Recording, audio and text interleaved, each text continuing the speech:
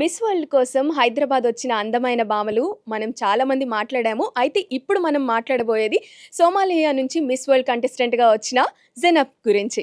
Hi అండి. Hi, how are you? Great. Did you learn any Telugu word so far? I know Teligana, Zaruana, and then I also know Namaste. I'm still learning. Look at you being cute. So, when it comes to Miss World and this whole program, what is the first thought you got when you heard about you are coming to Hyderabad for contesting? All I could think of was Bollywood. I could just think of the beautiful food, the culture, the saris, the gold bangles. I was just like, wow, we're going to be in a place where it's just filled with culture and where dreams come true. You know, it's amazing because there's a lot of people from India that I really look up to that are very inspiring to me. That's nice. So, once you've come here, you got to see so many contestants from all the continents. How is the rapport with them? It was amazing. I got to know so many girls from different countries, and like I got to learn so many different things about their countries and different cultures and just where what their traditions are, where they come from, where it's located. So I just got to learn so much about the world. And as somebody who studied aviation and airport management, everything was just on website presentation, but having to actually speak with these girls and get to know their countries, it felt like I've like almost traveled there. Oh, nice to hear that. So, keeping aside the Miss World thing, and what do you do in personal time? Like, what is your hobby, or what did you study? So I studied aviation and airport management. I was always fascinated about traveling, different cultures.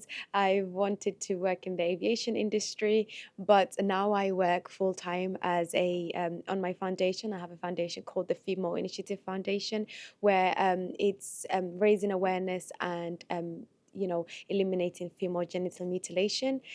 It's a harmful practice that happens in Somalia and in a lot of countries in Africa and other parts of the world. And actually, as an FGM survivor myself, I started the foundation from my own story. So, yeah. Oh, that's really inspiring. Okay, could you please share us some more information about this? So, female genital mutilation is a harmful practice that is carried out. There is no health benefit to it. It's just to take a young girl's womanly essence away from her, and it's a practice where a lot of little girls have died from. The procedure is done from the age of 5 up until 7, and it's just done mainly for cultural reasons, so that the main purpose is just so that little girls are not having to they don't have power over their own body, and they don't have sex before marriage, and the whole point is that they stay a virgin even after they get married. If you want me to go into it to educate how the procedure is done, I can, but it can be very deep. Like it is, it's very sad. Oh, okay, sorry. Okay, so it's a once in a lifetime opportunity, and how you gonna use this, Miss World? So as a little girl, I've always dreamed of having my own story as an FGM survivor. I've thought about how can I make a change? What can I do? And for a long time, I've stayed silent. I never wanted to share my story because it was something that I was very embarrassed of, and I was thinking, nobody in the world is going to understand it. But every day I would, look at the news, read the news, and I'd see all these little girls from my country and even other parts of Africa, and they're dying from the same procedure that I survived from, and they're just going through that same horror that I did. And I was like, I either stay silent or I use my voice and I advocate for them, and I see what changes I can make, because I always believe that silence has never saved anyone, and for change to happen, then someone must use their voice. So I had to choose courage over fear, and use my story as a light for others, and that's what I hope to do. And I hope that Miss World sees that, and because I have so many little girls' childhood in my hands, so I have to look at ways that I can educate the world and just raise awareness, so that they see things like this are happening to this day. There are little girls laying down and they're going through the same procedures, and some of them don't survive. And we speak of humanity so much, but yet things like this are happening. Okay. So, what is the current thing which is globally bothering you so much? What is the one thing? Definitely female genital mutilation. In this world, we speak of woman empowerment so much, but yet, when you think about it, that little girls in this world are having to go through female genital mutilation, and a lot of them don't survive. In my country, 98% of women have undergone female genital mutilation, and the 2% are just the little infants that have not reached the age for them to be cut yet. So, if we're going to speak about women empowerment and we're going to speak about, a global issue that's going on, then we need to address female genital mutilation, something that's killing a lot of young girls. And, as medical professionals have said, there's no health benefit to it. It's just an evil practice, and they use it to perpetrate their evil mission. So I usually ask all the contestants that what do you do when you get the crown, that Miss World crown. So I got to know what you gonna do, but what is your take on it? Like if you want to do one thing that is not apart from this what you are saying. So, first of all, it would give hope to so many young girls that are like me. I didn't have a lenient upbringing growing up. Me and my family, we went to the UK as a refugee. We've never really had a stable home. So I've never stayed in one country and called it a home. We've traveled from place to place in my country because, drought has killed so many people in my nation. There were days where I used to be on top of a camel, and we used to travel from, place to place for days trying to find a home. So for me to be here, for me to represent, the little girls in my country, from being a refugee to an FGM survivor to now being a Miss World, it gives so much hope to young girls that think that their stories are so dark, because it's to show them that, no matter how dark your story is, no matter how dark your upbringing was, you can still rise as well. And it's to show them, it's a reminder for them that, like, you too can do it. If I'm here, you can do it, and you can turn your pain into power. Exactly. One should believe themselves.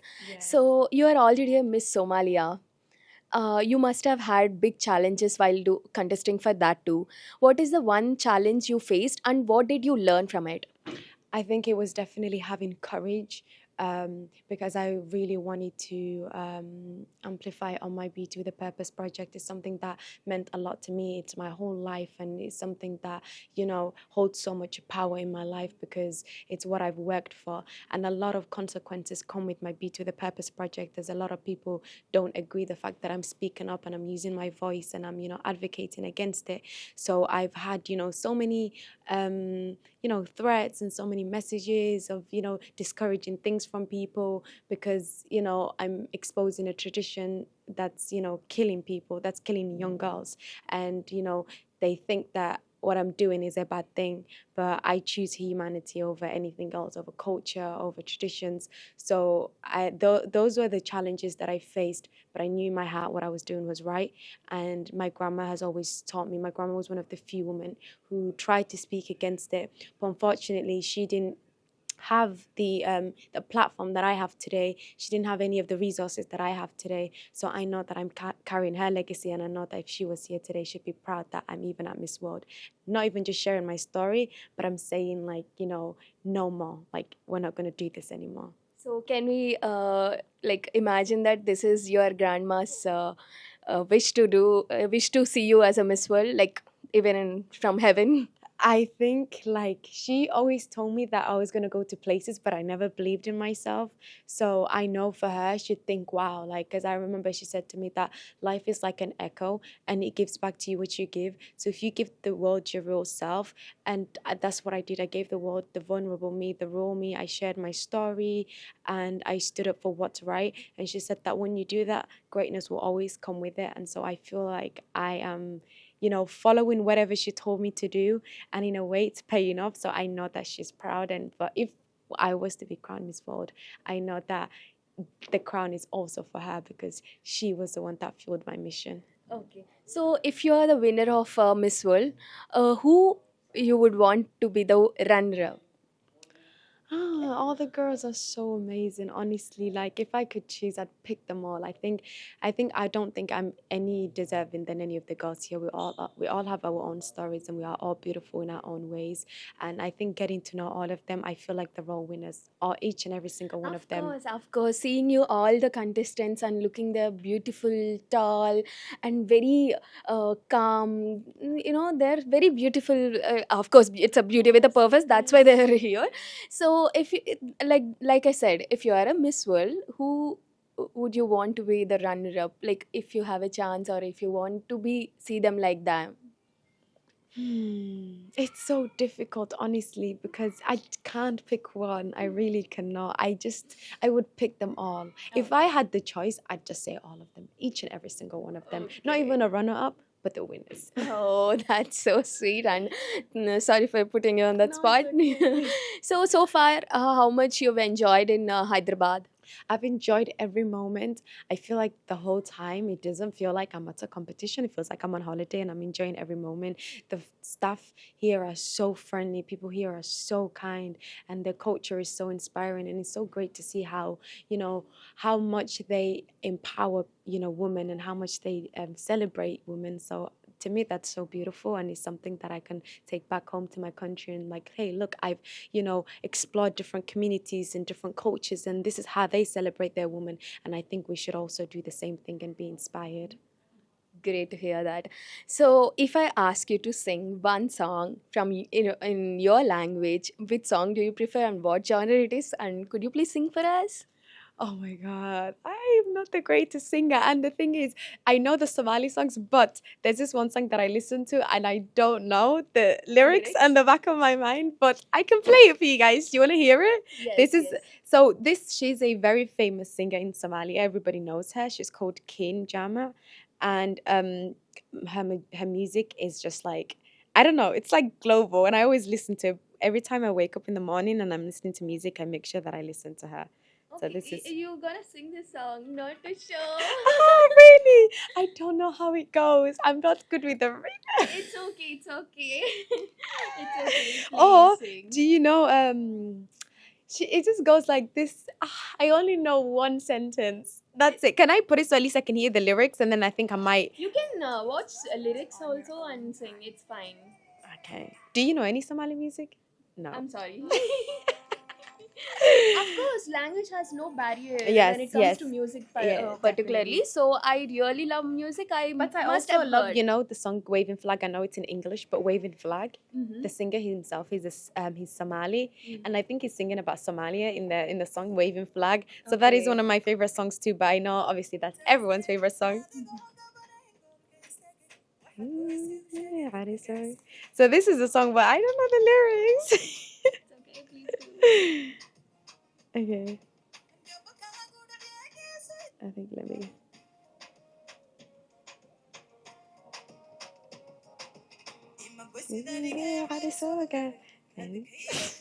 Please sing. This is the song. I asked you to sing. I don't know the lyrics at all. But Okay, I can any show. language. What about Okay, the dance? fine. The dance. I think my traditional Okay, dance. okay.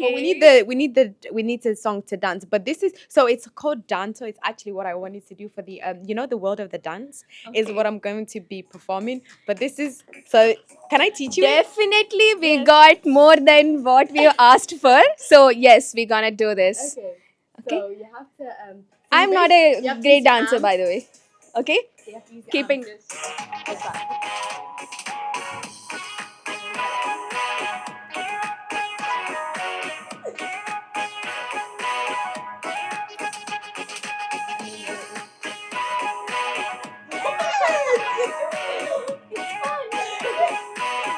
And then you gotta.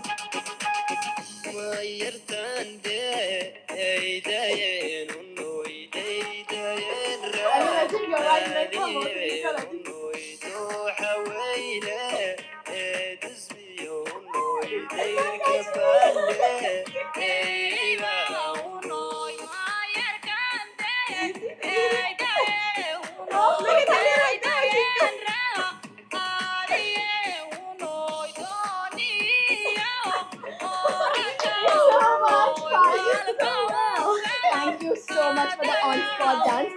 Guys, I'm so sorry for making this weird, but she did great though. And thank you so much for that step.